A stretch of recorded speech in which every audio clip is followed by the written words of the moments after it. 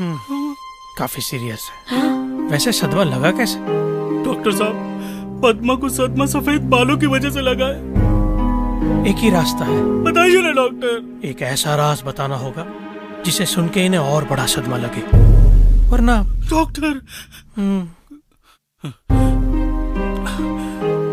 पद्मा, उस दिन मैं तुम्हारी छोटी बहन के कमरे में गलती से नहीं बल्कि जानबूझ के गया था।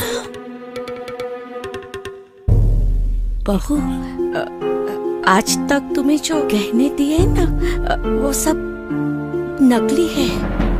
माँ? मम्मी, मैं रोज स्कूल नहीं पत्ते खेलने जाता हूँ।